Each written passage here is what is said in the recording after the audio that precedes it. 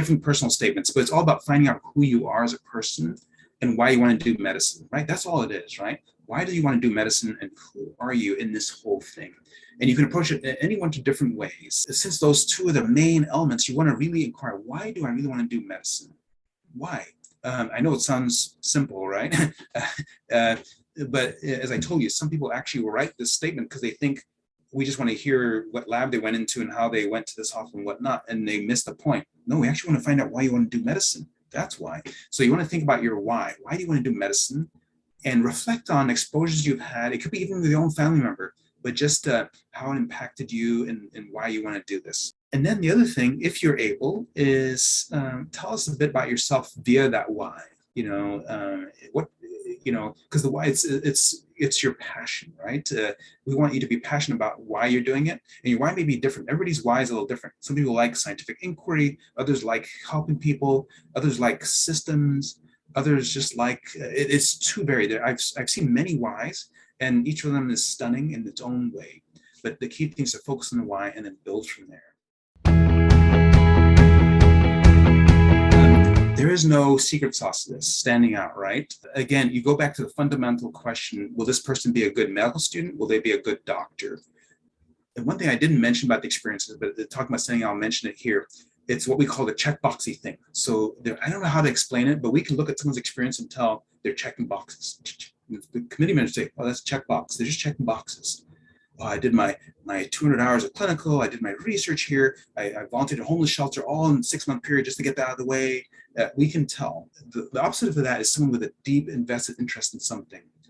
Maybe a sustained investment in some activity where they're progressing, they were a member, then a leader, or they founded it or something like that. Just a sustained investment in something that means something to you, such that people form relationships with you. Always have this rule, for example, and we see this with emergency medicine residency applications. At a committee, they should be able to say, oh, Rachel, oh, she's the one who founded the XY. There should be something that stands out about you, that's intrinsic to you, not just a bunch of check boxes all going all over the map. So think about yourself, what you're passionate about, invest in it. Because it'll be easy to, because likely it's something you're passionate about to begin with. If you make that kind of impression where you have some sort of identity that identifies your passion, that may be a way to stand out. So the one thing that will apply to all the schools you apply to is going to be in your primary AMCAS essay. Please make sure you take some time for that.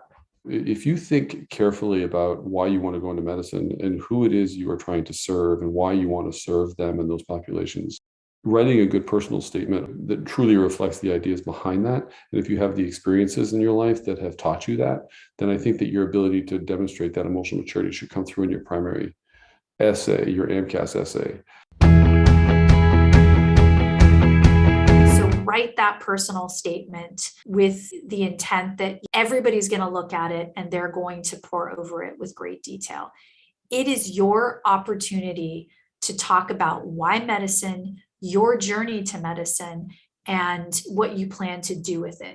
No other place in the application does it really have a point where you can actually, before the interview, talk about why you're doing medicine, talk about your lived experience, talk about your journey. You're expected to say, this is why I want to do medicine. I need to know that by the time I'm done reading your personal statement. I need to know your lived experience and what you've done to help move towards that goal. A lot of times students will talk about a patient that they saw when they did some sort of volunteer shadowing. I don't necessarily need to know about that patient unless it relates to your journey to medicine. And your journey to medicine didn't start with that patient. You went in there to shadow because you were interested in medicine. I need to get to before that. That's where a personal statement can be a huge strength, or a personal statement can fall flat if it's not telling me anything about you.